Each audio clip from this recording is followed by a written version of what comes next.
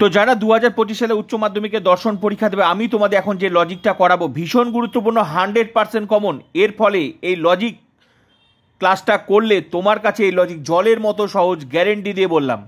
কি লজিক? নিম্নলিখিত যুক্তিগুলিকে আদর্শ আকারে রূপান্তরিত করে তাদের মূর্তি ও সংস্থান উল্লেখ করো এবং বৈধতা বিচার করো। আশা করি বুঝে গেছো কতটা টাফ এই লজিক।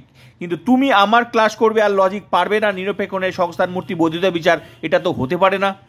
তো চলো ক্লাসটা করে নেওয়া যাক। সঙ্গে যারা আমার চ্যানেলে নতুন, ফিলোসফি এইচএস উচ্চ মাধ্যমিক দর্শন ইউটিউব চ্যানেলে স্বাগত। ইউটিউবে একমাত্র চ্যানেল যেখানে সম্পূর্ণ টিউশন বিনামূল্যে পড়ানো হয়। কমপ্লিট হয়ে গেছে, পড়ানো হয় কি কমপ্লিট। আশা করি যারা টাকা দিয়ে টিউশন পড়ো সেখানেও টিউশন কমপ্লিট করতে পারিনি, আর আমি সম্পূর্ণ টিউশনটা কমপ্লিট করি। কোনো সাধারণ ইউটিউব চ্যানেল নয়, ফ্রিতে পড়াই মানে কি নর্মাল ওই যা তা করে দিলাম। একটা টাকা দিয়ে টিউশন যা পড়ায় পুরো টিউশনটা আমি ফ্রিতে। প্লেলিস্ট ভিজিট করো, যুক্তি থেকে আরও 12টাতে সম্পূর্ণ টিউশন কমপ্লিট হয়ে গেছে। এমসিকিউ এসিকিউ 40 আসবে, লিখে দিয়েছে, খাতা লিখে নেবে। 40 মার্কস লজিক নোটসে আসবে, সব কমপ্লিট। নোট লিখে দিয়েছি, লজিক কমপ্লিট, সব কমপ্লিট। আমি এখন প্র্যাকটিস করাচ্ছি। তো ভালো করে বুঝে নাও, যারা নিরপেক্ষ ন্যায় থেকে এই লজিকগুলো বুঝতে পারছো না, কোথায় প্রবলেম, কি প্রবলেম বুঝে নাও। তারপর মেইন ক্লাসে চলে যাবে, প্লে লিস্টে গিয়ে নিরপেক্ষ ন্যায় সিলেক্ট করবে, বাকি ক্লাসগুলো করবে, দেখবে সব মাথার মধ্যে জলের মধ্যে ঢুকে গেল। তো যতই প্রশ্ন কঠিন আসুক, আমার প্র্যাকটিসের এক্সট্রা ক্লাসের মূল লক্ষ্য হচ্ছে পরীক্ষার প্রশ্ন দেখা মাত্রই যাতে একদম সঠিক উত্তর দিতে পারো, এটাই আমার এক্সট্রা ক্লাসের মূল লক্ষ্য। তো চলো, অবশ্যই নতুন হলে চ্যানেলটা সাবস্ক্রাইব করবে, লাইক করবে, শেয়ার করবে। যাদের ফুল টিউশন দরকার বন্ধুদেরকে শেয়ার করে দেবে। সবাইকে যতই টিউশন পড়ো না কেন আমার ক্লাস করতেই হবে, আর না করলে পরীক্ষা বিশাল বিপদে পড়বে। তো চলো, নিম্নলিখিত যুক্তিগুলিকে আদর্শ আকারে রূপান্তরিত করে তাদের মূর্তি ও সংস্থান উল্লেখ করো, বৈধতা বিচার করো। কেবলমাত্র সৎ ব্যক্তিরা বুদ্ধিমান, কিছু শিশু বুদ্ধিমান, সুতরাং কিছু শিশু সৎ। পরীক্ষা তো আসে, তো যত রকম ভাবে আসে, এখন আমি এক্সট্রা একটা ক্লাস করাচ্ছি। তো যত রকম ভাবে আসে সমস্ত নিরপেক্ষণের ক্লাসগুলো তোমরা এই ক্লাসটা করার পর কিন্তু অবশ্যই প্লে লিস্টে গিয়ে এই অধ্যায় সিলেক্ট করে 2025 পলিটিক্যাল ক্লাসগুলো করবে, না হলে কিন্তু বিশাল বিপদে পড়বে। ঠিক আছে? তো দেখো আমি কি বলেছিলাম, নিরপেক্ষণে থেকে লজিক এই সংস্থান, মূর্তি, যৌক্তিক আকার সাজাতে গেলে তোমাদেরকে কয়েকটা অস্ত্র লাগে। অস্ত্রগুলো কি বলছি তার আগে অবশ্যই নিরপেক্ষ ন্যায় থেকে দুই ধরনের প্রশ্ন আগে আসে। এই যে টিকাগুলো মুখস্থ করে নেবে, এই যে বললাম সাধারণ কোনো ইউটিউব চ্যানেল নয় যে আমি তোমাদেরকে সাজেশন দিলাম বাড়িতে পড়ে নাও, যেটা একটা টিউশন পড়ায়, সেই টিউশনটা আমি পড়াই ফ্রিতে। এগুলো লিখে দিয়েছি, এই অধ্যায় থেকে 4+4 টিকা হিসেবে আসবে, এগুলো মুখস্থ করে নেবে এই অধ্যায়। সঙ্গে এমসিকিউ লিখে দিয়েছি, এগুলো আসবে, লিখে নেবে। এইভাবে 12টা অধ্যায় সম্পূর্ণ লজিকটা আমি প্র্যাকটিস করাচ্ছি। তো চলো দেখে নেবে। দেখো, নিরপেক্ষ ন্যায় থেকে তোমাকে লজিক করতে গেলে তোমাদেরকে আমি বলেছিলাম 10টা বিশেষ নিয়ম আছে এই অধ্যায়ের, কিন্তু আমি বলেছিলাম 10টা নিয়ম পড়ার দরকার নেই, এই 5টা নিয়ম পড়বে। মানে 4টা নিয়ম পড়বে। এই 4টা নিয়ম পড়লে তোমার কাছে ফিলোসফিতে সংস্থান, মূর্তি, সঠিক দোষ, সঠিক বিচার করতে তোমার কাছে জলের মতো সহজ। কি কি নিয়ম? প্রথমেই বলেছিলাম তোমাদের ভালো করে দেখে নাও, নিরপেক্ষ ন্যায় নিয়ম। এই যে প্রথম নিয়ম আমি তোমাদেরকে মুখস্থ করতে বলেছিলাম, ভালো করে দেখে নাও। ন্যায়ের নিয়ম, এগুলো অস্ত্র তোমাকে লাগবেই, আর এই অস্ত্র না জানলে লজিক কখনোই সম্ভব না। প্রথম নিয়ম কি? ন্যায়ের নিয়ম হলো ন্যায় অনুমানে 3টি পদ থাকবে, তার বেশিও না বা তার কমও না। যদি 3টির বেশি অর্থাৎ 4টি পদ থাকে তবে ন্যায়টি চতুষ্পদ গঠিত বা চারিপদ গঠিত সে দুষ্ট হবে। ক্লিয়ার? এই নিয়মটা জানতে হবে, এইটা 1 নম্বর নিয়ম। এবারে যে চারিপদ ঘটিত দোষের লজিক কি সেটাও করিয়েছি, বললাম তো, ওগুলো দেখে নেবে। তারপর 2 নম্বর নিয়ম মুখস্থ রাখতেই হবে। 2 নম্বর নিয়ম, ন্যায়ের নিয়ম হলো হেতুপদকে দুটি আশ্রবাক্যের মধ্যে একবার অবশ্যই ব্যাপ্য হতে হবে, ব্যাপ্য হতেই হবে, এটা নিয়ম। 2 নম্বর নিয়ম, ন্যায়ের নিয়ম হলো হেতুপদকে দুটি আশ্রবাক্যের মধ্যে একবার অবশ্যই ব্যাপ্য হতে হবে। যদি একবারও ব্যাপ্য না হয় তাহলে কি অব্যাপ্য হেতুদোষ হবে। এইটারও আলাদা ক্লাস আছে, অব্যাপ্য হেতুদোষ কখন হলো, কোন লজিকটা লঙ্ঘন করার ফলে এটা হলো প্রত্যেকটা আলাদা আলাদা ক্লাস আছে। তো আগে তোমাদেরকে নিয়মগুলো জেনে নিতে হবে, ঠিক আছে? এবার 3 নম্বর নিয়ম কি, ভালো করে দেখো। 3 নম্বর নিয়ম হচ্ছে, 3 নম্বর নিয়ম, ন্যায় নিয়ম হলো যে পদ আশ্রয়বাক্যে ব্যাপ্য হয়নি সে পদ সিদ্ধান্তে ব্যাপ্য হতে পারে না। এগুলো মুখস্থ করে রাখতেই হবে, না হলে এই লজিক আসা ছেড়ে দাও। যেগুলো নোট দিয়েছি ওগুলো মুখস্থ করো, কারণ এখান থেকে 2 ধরনের প্রশ্নই লিখতে হবে, একটা টিকা নাহলে একটা লজিক, ঠিক আছে? কিন্তু যদি সাধ্যপদ আশ্রয়বাক্যে ব্যাপ্য না হয় সিদ্ধান্তে ব্যাপ্য হয় তাহলে অবৈধ সাধ্যদোষ ঘটে। মনে রাখবে এই নিয়মের ক্ষেত্রে, এই যে 3 নম্বর নিয়মটার ক্ষেত্রে, এই নিয়মের ক্ষেত্রে 2টা দোষ ঘটতে পারে। 2টা দোষ একসাথে না, যে কোনো 2টা দোষের মধ্যে একটা ঘটতে পারে, হয় অবৈধ সাধ্যদোষ না হলে অবৈধ পক্ষদোষ। কেন? ভালো করে দেখে নাও। এই যে ন্যায়ের নিয়ম হলো যে পদ আশ্রয়বাক্যে ব্যাপ্য হয়নি সে পদ সিদ্ধান্তে ব্যাপ্য হতে পারে না। কিন্তু যদি সাধ্যপদ আশ্রয় বাক্যে ব্যাপ্য নয় সিদ্ধান্তে ব্যাপ্য হয় তাহলে অবৈধ সাধ্যদোষ ঘটবে। আর যদি পক্ষপদ আশ্রয় বাক্যে ব্যাপ্য নয় সিদ্ধান্তে ব্যাপ্য হয় তাহলে অবৈধ পক্ষদোষ ঘটবে। ক্লিয়ার? তাহলে ওই নিয়মের ক্ষেত্রে হয় ওটার দোষ ঘটবে নাহলে এটা দোষ ঘটবে। ক্লিয়ার? আর 4 নম্বর নিয়ম, এটা তো মুখস্থ রাখতে হবে, এটা জলের মতো সহজ, বাকি প্রত্যেকটা লজিক তোমরা দেখে নেবে। প্রত্যেকে 4টা নিয়মের যে লজিক দোষগুলো হচ্ছে না, 4টা নিয়মের সব ক্লাসগুলোই আলাদা আলাদা করানো আছে। ন্যায় নিয়ম হলো দুটি নয়ার্থক আশ্রয় বাক্য থেকে কোনো বৈধ সিদ্ধান্ত পাওয়া যাবে না, কিন্তু যদি দুটি নয়ার্থক আশ্রয় বাক্য থেকে সিদ্ধান্ত নেওয়া হয় তাহলে যুক্তির নয়ার্থক আশ্রয় বাক্য জনিত দোষে দুষ্ট। ব্যাস, এই 4টা নিয়ম তোমাকে মুখস্থ রাখতেই হবে, মুখস্থ রাখতেই হবে, না হলে তুমি লজিকে কোনো দোষ বিচার করতে হবে। কারণ পরীক্ষায় তো আর বলে দিবে না যে ওটা কোন দোষ, সেটা তোমাকে আইডেন্টিফাই করতে হবে। আর তোমাকে আইডেন্টিফাই করতে গেলে আমার ক্লাসটা মন দিয়ে করো, বাকিগুলো সব বুঝি কীভাবে বার করতে হচ্ছে। যেভাবে আগের ক্লাসগুলো মেইন ক্লাসেগুলো শিখিয়েছি, এই ক্লাসটা করার পর যেগুলো মেইন ক্লাসগুলো দেখবে তোমার কাছে ফিলোসফি জলের মতো সহজ। এতদিনে যে জায়গায় প্রবলেম ছিল আর ভুল হবে না। ক্লিয়ার? তো এই নিয়ম মুখস্থ হলো। এবার কি করব, এই নিয়মটা জানার পর আর কি কি অস্ত্র লাগবে তোমাদেরকে আমি বলেছিলাম। আর অস্ত্র লাগবে এই অধ্যায় লজিকের, আর অস্ত্র লেগে সংস্থান ও মূর্তি। এই অস্ত্রগুলো আগে তোমাদেরকে জেনে নিতে হবে, কারণ এই অস্ত্র না জানলে ফিলোসফিতে লজিক এই অধ্যায়ে সম্ভব না। কি কি অস্ত্র? সংস্থান ও মূর্তি, এই দুটা জিনিস জানলেই তোমার কাছে লজিক কমপ্লিট। সংস্থান ও মূর্তি, সংস্থান কয়টা? 4টা সংস্থান, প্রথম, দ্বিতীয়, তৃতীয়, চতুর্থ। এই প্রথম সংস্থানে যে ছবিটায় যে উল্টা জেড কিভাবে হচ্ছে সেটা শিখিয়ে দিচ্ছি, যেভাবে আগের ক্লাসগুলো শিখিয়ে দিব। আগে আপাতত জিনিসগুলো দেখে নাও। প্রথম সংস্থান উল্টা জেড, এই যে এস পি এম এগুলো কিভাবে হচ্ছে শিখিয়ে দেবো। দেখো জাস্ট প্রথম সংস্থানের এটা হচ্ছে এই যে উল্টা জেড, এই যে ছবিটা, এই ছবিটা মনে রাখতেই হবে। এই ছবিটা হচ্ছে প্রথম সংস্থান। ক্লিয়ার? আর এর মূর্তি কটা? এর মূর্তি হচ্ছে 4টা। কি কি এর মূর্তিগুলো? 4টা কি? বারবারাস, সিলাডেন, ডেরিয়াই, ফেডিও। মনে রাখবে মূর্তি তখনই হবে যখন বৈধ হবে, কোনো দোষ হবে না। অনেক স্টুডেন্ট কমেন্ট করে বলে স্যার দোষ হলে কি মূর্তি নাম দিব? দোষ হলে কিছু মূর্তির নাম দিতে হয় না, সেটা আমি বারবার করে বলেছি। হয় তারা আমার ক্লাস করে না মন দিয়ে, না হলে উপরে থাম্বেল দেখে চলে যায় উপরে কমেন্ট করতে। ক্লাস করো, সব ডিটেলসে বলে দেওয়া আছে। একটা টিউশন মানে এত ডিটেলসে বলার পরে যদি তোমাদের প্রশ্ন থাকে তাহলে আমার করার কিছু থাকে না, না ক্লাস করে আগেই কমেন্ট করে দেয়। ঠিক আছে? তাহলে মূর্তি কটা? বা প্রথম সংস্থানের মূর্তি, এই ছবিটার মূর্তি হচ্ছে 4টা। কি কি? বারবারা, সিলাডেন, ডেরিয়াই, ফেডিও। তো এই বারবারা থেকে কি কি বচন? এ, সিলাডেন থেকে ইএই, ডেরিয়াই থেকে এআই, ফেডিও থেকে ইআইও। ক্লিয়ার? এবার হচ্ছে দ্বিতীয় সংস্থান, এগুলো মনে রাখতে হবে। এখন আপাতত তোমাদের মাথার উপর দিয়ে চলে যাচ্ছে, জানি মাথার উপর দিয়ে লজিক ক্লাসটা করো, তারপর দেখবো মাথার উপর দিয়ে যাবে না। ঠিক আছে? দ্বিতীয় সংস্থান এই যে ছবিটা দেখছো, এটা হচ্ছে ছবিটা হচ্ছে দ্বিতীয় সংস্থান। এর মূর্তি কটা? এর মূর্তিও কিন্তু 4টা। কি? সিসারি, কেমিস্ট্রি, ফেস্টিনো, বেরোকো। এই যে এই বচনগুলো দেখছো না, এই বচন সিসারি থেকে ভালো করে দেখো, বচনই খুঁজে পাওয়া যায় না। বচন কয়টা জানি? এ, ই, আই, ও। এই দেখো এই বচনগুলো খুঁজে পাওয়া যায় এই মানে এই সিসারি থেকে যে বচনটা পাওয়া যায় সেটা এই কেমিস্ট্রি থেকে ভালো করে এই 3টা, এই যে ভালো করে, সি তো আর কোনো বচন না, এম তো আর কোনো বচন না, টি তো আর কোনো বচন না, আর তো আর কোনো বচন না। তো বচন কি? ভালো করে দেখো, এই কেমিস্ট্রির বানানটা থেকে এই বচনই পাওয়া যাচ্ছে, এবং ফেস্টিনো থেকে দেখো ইআইও পাওয়া যাচ্ছে, ব্যারোকো থেকে পাওয়া যাচ্ছে এও। ক্লিয়ার? তো দ্বিতীয় সংস্থান ছবি মনে রাখতে, ছবির সাথে নামগুলো মনে রাখতেই হবে, না হলে সম্ভব না। সূত্র তো মুখস্থ করতেই হবে। তৃতীয় সংস্থান এইগুলো মনে রাখে না বলে বেশিরভাগ স্টুডেন্ট লজিক বুঝতে পারে না। এই কোনটা সংস্থান দিব, ওই সংস্থানের নামটা কেন হলো, এটা কেন হলো? আরে বাবা মুখস্থ করতে হবে তো, অত সহজ না। এই অধ্যায়টা ভীষণ টাফ, আবার ভীষণ জলের মতো সহজ। আমার ক্লাস করলে তোমার কাছে ফিলোসফি, এই লজিক, এই অধ্যায় জলের মতো। এই অধ্যায় কেন 12টা অধ্যায় সম্পূর্ণ টিউশনটাই তোমার কাছে জলের মতো সহজ হয়ে যাবে। তো তৃতীয় সংস্থানের ছবি গুলিয়ে ফেলবে না। এই ছবির সাথে এই ছবি গুলিয়ে ফেলবে না, এই ছবির সাথে এই ছবি গুলিয়ে ফেলবে না। এই ছবি মনে রাখতে হবে, এই ছবির নামগুলো মনে রাখতে হবে। এই ছবি মানে এর নাম, দ্বিতীয় সংস্থান মানে এর নাম, তৃতীয় সংস্থান মানে এই যে ছবি দেখছো, তৃতীয় সংস্থান এর ছবি মানে এটা। ক্লিয়ার? এর নাম মানে তৃতীয় সংস্থানের বৈধ মূর্তি কয়টা? 6টা বৈধ মূর্তি। নাম কি? ভালো করে দেখো, ডেরাপ্টি, ডিসামিস, ডেটিসি, ফিলাপটন, বোকার্ডো, ফেরিসন। এগুলো থেকে কি কি বচন বার হয় ভালো করে, এই যে এআই সব শিখিয়ে দেবো। এই বচনগুলো কেন বার হচ্ছে সব শিখিয়ে দেবো। লজিক ক্লাসটা করো, বাকি ক্লাস যদি না করে থাকো আগের ক্লাসগুলো, তাহলে দেখবে জলের মতো সহজ যাবে। ক্লিয়ার? আর কি চতুর্থ সংস্থান থেকে নামগুলো কি? এই চতুর্থ সংস্থা, এই ছবিটা, এটা সিধা জেড। এই চতুর্থ সংস্থান থেকে 5টা মূর্তি আছে। কি কি? ব্রাহ্মণটিপ, ক্যামিনিস, ডিমারিস ফেসাবো ফ্রেসিজন, এই যে ব্রাহ্মণদ্বীপ থেকে ভালো করে দেখো এ আই বচন বার হবে, এই যে ভালো করে বচনগুলো খোঁজার চেষ্টা করে এখানে এ আই বচন হবে, ক্যামিনিস থেকে এই বচন। তো ক্লিয়ার, এগুলো চতুর্থ সংস্থান মানে এটা নাম মনে রাখতে, তৃতীয় সংস্থান এগুলো নাম মনে রাখতেই হবে, এগুলো অস্ত্র, এই দুটা এই নিয়ম আর এগুলো অস্ত্র মনে রাখতে হবে। এবার চলো লজিক ক্লাসে ঢুকে যাই, এবার দেখবে কিভাবে এগুলো জিনিসগুলো তোমরা বার করছো।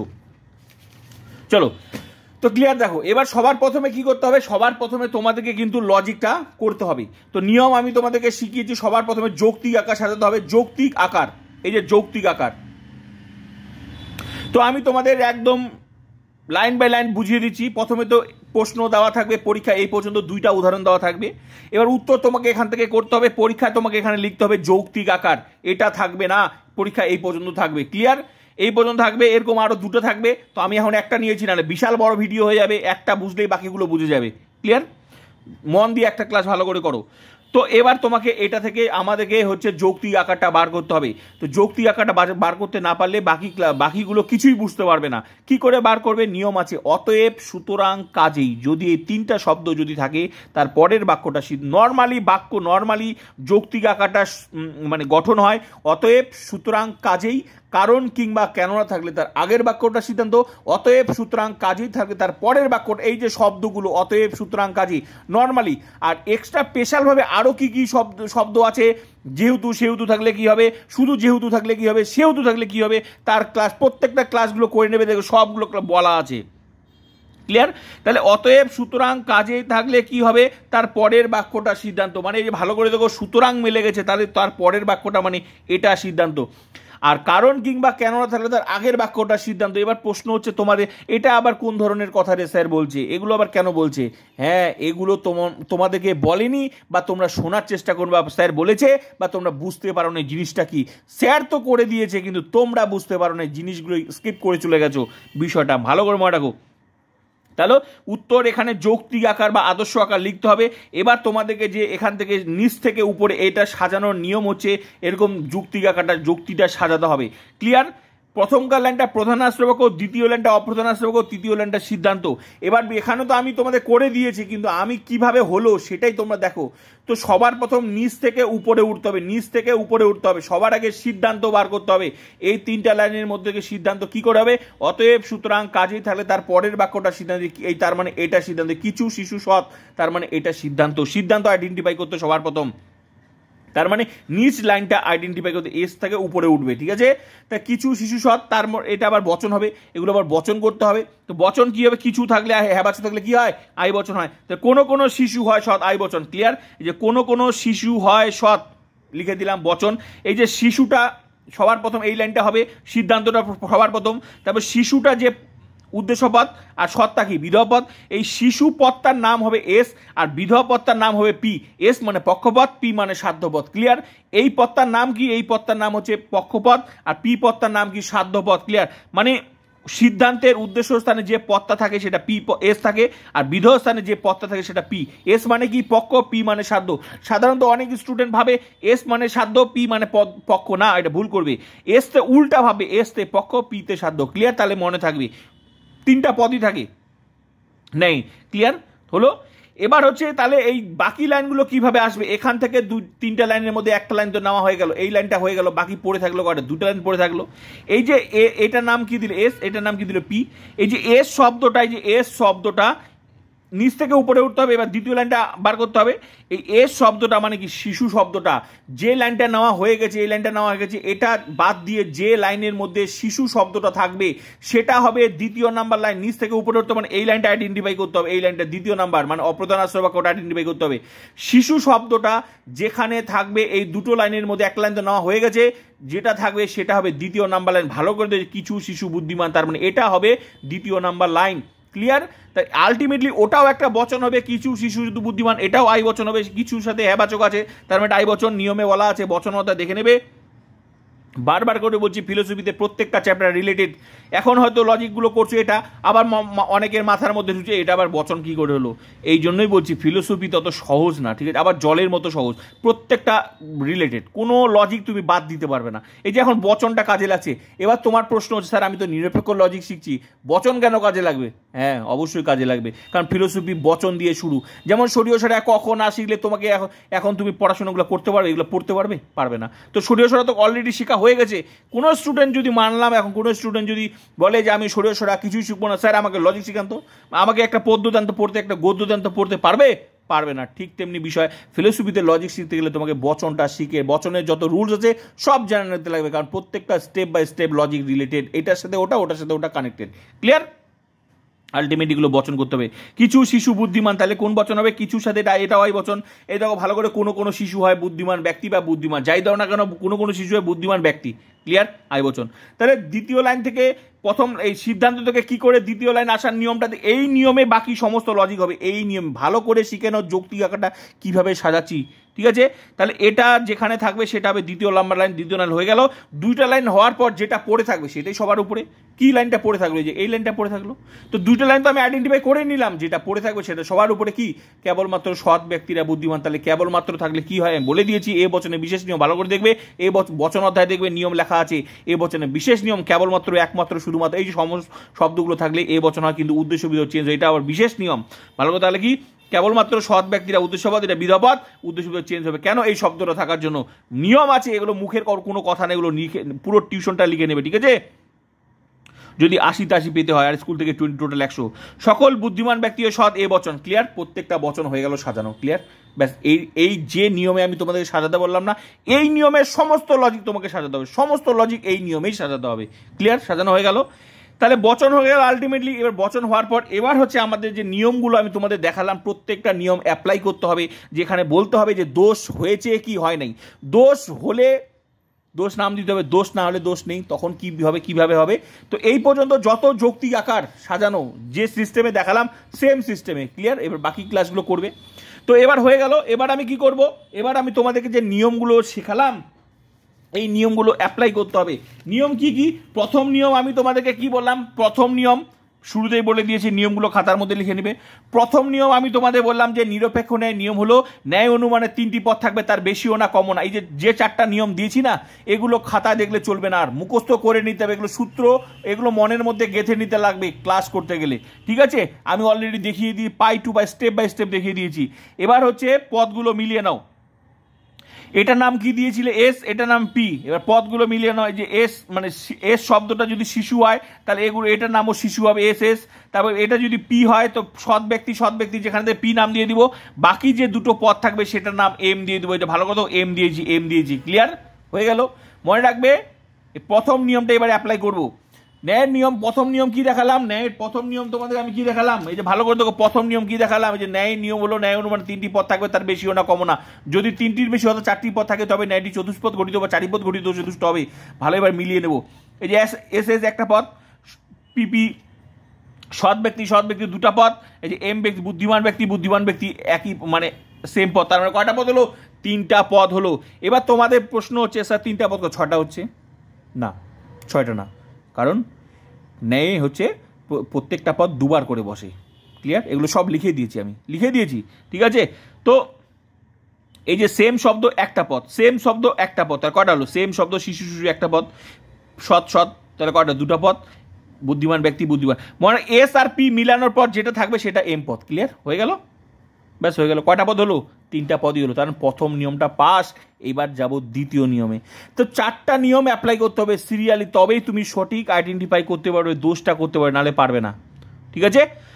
তো প্রথম নিয়মটা অ্যাপ্লাই কিভাবে করতে বললাম, প্রথম নিয়মটা অ্যাপ্লাই হয়ে গেল। প্রথম লজিকটা একটু বড় হবে, এই লজিক অত ছোট লজিক না, বুঝতে গেলে একটু বড় ক্লাস করতেই হবে, ঠিক আছে? দেখো একটাই লজিক শিখাচ্ছি, তা তো কত কিছু যন্ত্র লাগছে এখানে, যন্ত্র মানে অস্ত্রগুলো। তো এই নিয়মটা হয়ে গেল। এই নিয়মটা মিলানোর পর নিয়মটা যদি পাস হয়ে গেল, নিয়মটা ফলো না করলে এটা দোষ হতো, আর এটা দোষের কি ক্লাস, কি তখন এর যুক্তিটা কি হতো সেটারও আলাদা। প্রত্যেকটা ক্লাস আছে, মানে প্রত্যেকটা ক্লাসই আছে, বুঝতে পারলাম। তার এই নিয়মটা পাস হয়ে গেল। এবার চলো দ্বিতীয় নিয়ম। দ্বিতীয় নিয়ম কি? ন্যায়ের নিয়ম। কেন আসলাম? কারণ এই নিয়মটা পাস হয়ে গেছে, 3টা পদ আছে, এখানে 3টা পদ আছে। এবার দ্বিতীয় নিয়ম কি? ন্যায় নিয়ম হলো হেতুপদকে দুটি আশ্রয় বাক্যের মধ্যে একবার অবশ্যই ব্যাপ্য হতে, যদি একবারও ব্যাপ্য না তাহলে অব্যাপ্য হেতু দোষ। তো ভালো করে দেখো এখানে, চলো এবার হেতুপদটা মিলিয়ে দেবো। হেতুপদ মানে কি? এম পদের কথা বলছে। এম পদ মানে হেতুপদ। এই হেতুপদকে একবার অবশ্যই ব্যাপ্য হতে হবে। এ বচনের উদ্দেশ্য পদ কোথায় আছে? এ বচনের হেতুপদটা উদ্দেশ্য স্থানে আছে। তো এ বচনের উদ্দেশ্য পদ কি? ব্যাপ্য। আর তো নিয়ম কি বলছে? যে হেতুপদকে আশ্রয়বাক্যে একবার অবশ্যই ব্যাপ্য হতে হতো, ব্যাপ্য হয়ে গেল। হেতুপদ এক জায়গায় ব্যাপ্য হলেই হলো, হেতুপদ ব্যাপ্য হয়ে গেছে। কেন? কারণ এ বচনের উদ্দেশ্য পদ ব্যাপ্য। এখানে যদি ব্যাপ্য না হতো, এই লাইনটাতেও এক জায়গায় হলেও হতো। তো তার মানে দ্বিতীয় নিয়মও পাস। ক্লিয়ার? এই যে দ্বিতীয় নিয়মটাও পাস, এই নিয়মটাও পাস হয়ে গেল। ন্যায় নিয়ম হলো হেতুপদকে দুটি আশ্রয় বাক্যের মধ্যে একবার অবশ্যই ব্যাপ্য হতে হবে। দুটি আশ্রয় বাক্য মানে, কারণ হেতুপদ ভালো করে দেখো, প্রথম আশ্রয় বাক্য আর দ্বিতীয় আশ্রয় বাক্য, দুটা প্রথম মানে কি প্রধান আশ্রয় বাক্য, এটা অপ্রধান সিদ্ধান্ত। এটার মধ্যে এটার এই দুটি জায়গায় এক জায়গায় ব্যাপ্য হলেই হবে, ব্যাপ্য হয়ে গেছে, তার মানে দ্বিতীয় নিয়মটা পাস। এই নিয়মটা পাস হয়ে গেল। ক্লিয়ার? মন দিয়ে ক্লাস করো। ক্লিয়ার? আর যদি না হতো তাহলে অব্যাপ্য হেতু দোষ হতো। এর অব্যাপ্য হেতু দোষ কি লজিক সেটাও আলাদা ক্লাস করা আছে, প্রত্যেকটা আলাদা আলাদা ক্লাস। সেটা সেই এটা কেমন লজিক এটাও দেখে নেবে, প্রত্যেকটা ক্লাস করে নেবে এই অধ্যায়ে। ঠিক আছে? এবার চলো তৃতীয় নিয়ম। এইবার তৃতীয় নিয়মে আসবো। এইভাবে সিস্টেমেটিক নিয়ম অ্যাপ্লাই করে করে আসতে হবে, তবেই সঠিক নিয়ম সঠিক দোষ বার করতে পারবে। ক্লিয়ার? এবার তৃতীয় নিয়ম কি? ন্যায় নিয়ম হলো যে পদ আশ্রয় বাক্যে ব্যাপ্য নেই সে পদ সিদ্ধান্তে ব্যাপ্য হতে পারে না, কিন্তু যদি সাধ্য পদ আশ্রয় বাক্যে ব্যাপ্য নেই সিদ্ধান্তে ব্যাপ্য অবৈধ দোষ, আর পক্ষপদ হলে অবৈধ পক্ষ দোষ। চলো এম পদ তো ক্লিয়ার। এবার হচ্ছে প্রথমকার লাইনে কি আছে? পি পদ। এম পদ তো পাস হয়ে গেল। এবার পি পদটা, এবার পি আর এস, এই নিয়মের ক্ষেত্রে পি আর এস দেখবো, এস আর পি নিয়মটা দেখবো, নিয়মটা লঙ্ঘন করছে কিনা। তো এই নিয়মের কি? এই নিয়মের ক্ষেত্রে যে 3 নাম্বার নিয়মটার ক্ষেত্রে মনে রাখবে, এখানে অব্যাপ্য হতে হবে, এখানে অব্যাপ্য, আশ্রয় বাক্যে অব্যাপ্য, আর সিদ্ধান্তে যদি ব্যাপ্য হয় তাহলে সেটা দোষ হয়। সেটা যদি পি পদটা হয় তাহলে অবৈধ সাধ্য দোষ, আর যদি এস পদটা অবৈধ পক্ষ দোষ। তো পি পদটা কি? এখানে এ বচনের বিধেয় পদ কি? অব্যাপ্য। তো ঠিক আছে, অব্যাপ্য। সিদ্ধান্তে দেখো পি পদে এখানেও অব্যাপ্য। কেন? আই বচনের দুটি পদই কিন্তু অব্যাপ্য, মানে আই বচনের দুটা পদই অব্যাপ্য, তাহলে ঠিকই আছে, এখানেও অব্যাপ্য এখানেও অব্যাপ্য, ঠিকই তো আছে। যে পদ আশ্রয় বাক্যে ব্যাপ্য হয়নি মানে অব্যাপ্য, সিদ্ধান্ত অব্যাপ্য হয়, ঠিকই আছে।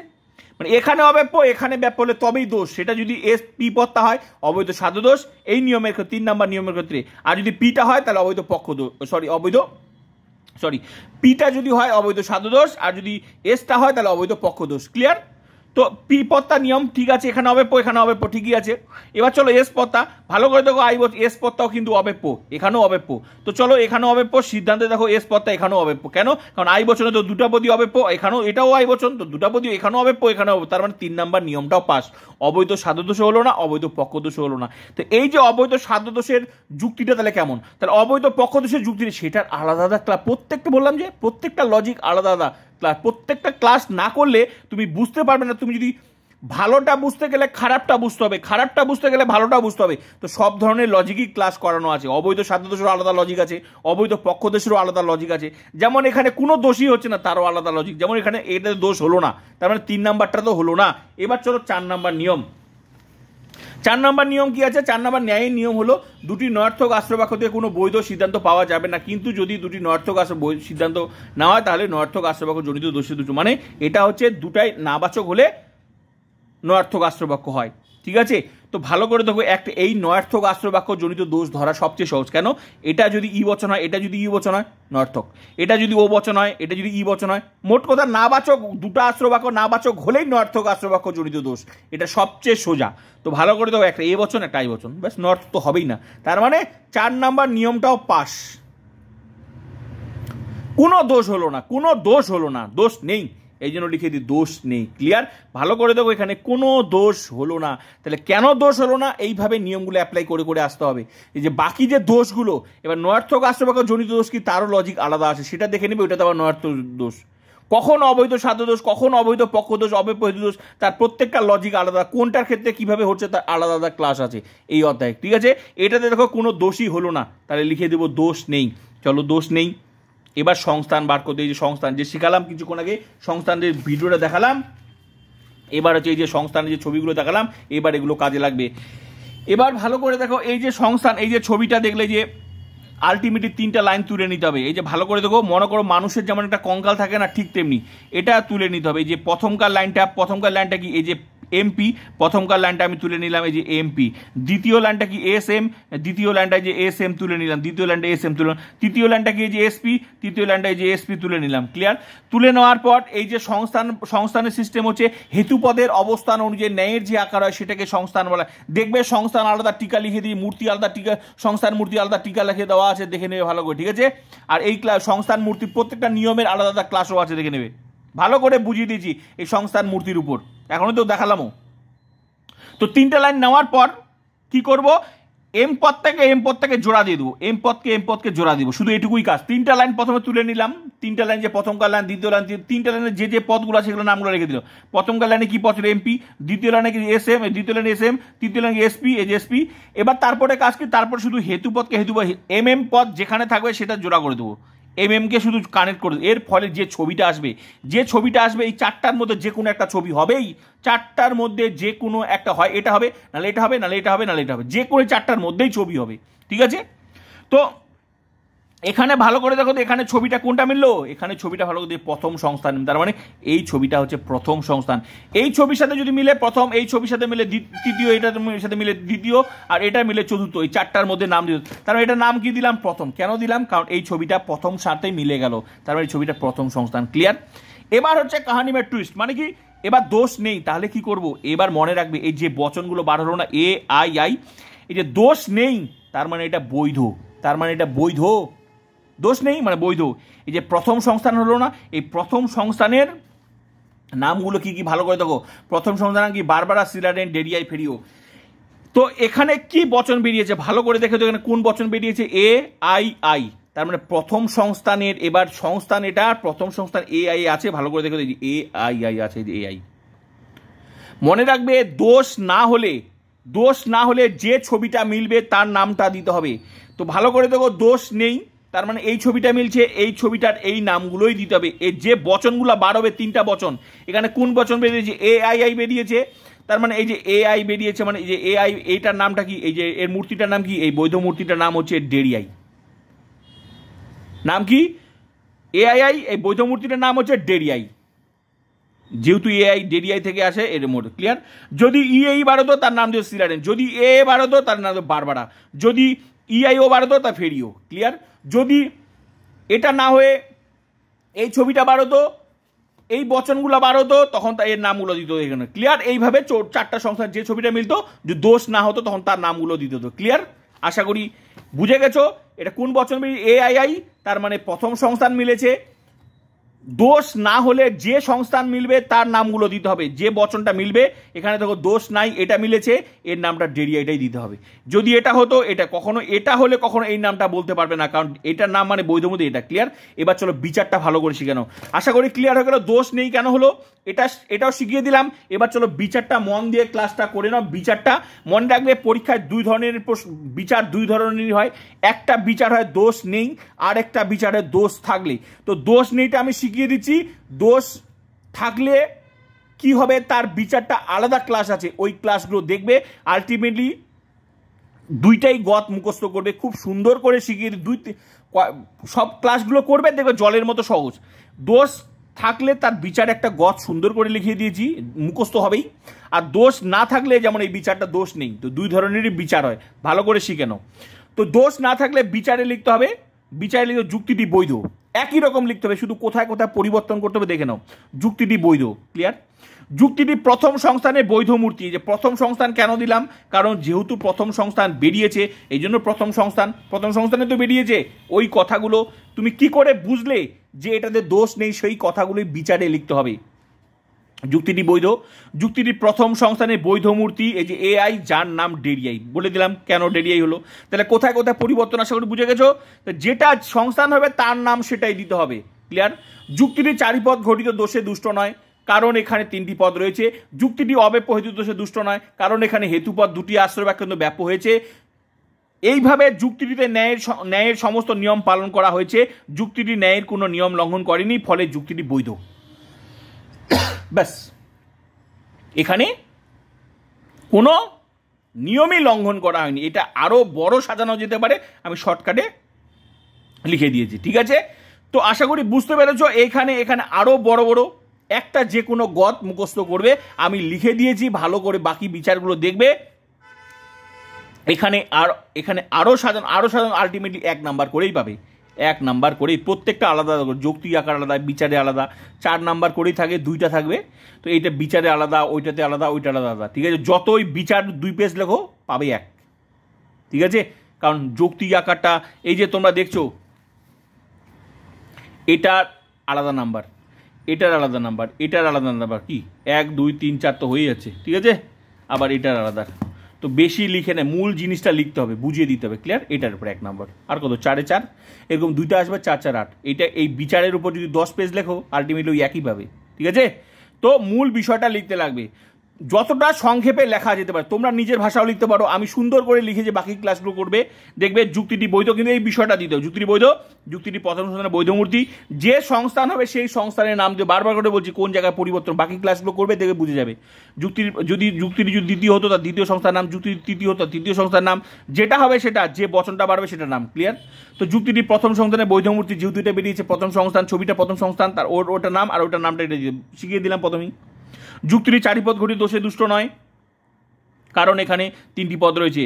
আবার যুক্তিটি অব্যপহিত দোষে দুষ্ট নয়, কারণ এখানে হেতুপদ 2টি আশ্রয়পদ ব্যাপ হয়েছে। এইভাবে আরও লেখা যেত, আরও লেখা যেত পারো। এখানে অবৈধ সাধ্যদোষ ঘটেনি, কারণ এখানে অবৈধ সাধ্যদোষ ঘটেনি, এখানে অবৈধ পক্ষদোষ ঘটেনি, এখানে নয়ার্থক আশ্রয়পক্ষ জনিত দোষ ঘটেনি। এইভাবে লিখে বিশাল বড় লেখা যেত, লিখে লাভ নেই, অত সংক্ষেপে জিনিসটা বুঝিয়ে দিতে হবে, ক্লিয়ার। তো আমি শর্টকাটে লিখে দিয়েছি, বাকি ক্লাসগুলো করবে, দেখবে জলের মতো সহজ, ক্লিয়ার। তো এইভাবে যুক্তিটিতে ন্যায়ের সমস্ত নিয়ম পালন করা হয়েছে। যুক্তিটি ন্যায়ের কোনো নিয়ম লঙ্ঘন করেনি, ফলে যুক্তিটি বৈধ। এখানে আরও লেখা যেত যুক্তিটি বৈধ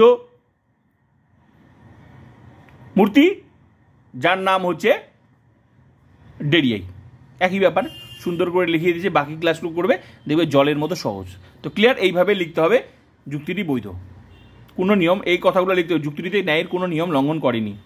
তো এবার আরেকটা আছে, যেটা দোষ হলে তার বিচার কি, সেই ক্লাসগুলো করবে। এবার এই আশা করি শিখিয়ে দিলাম বিচার কিভাবে লিখতে হয়।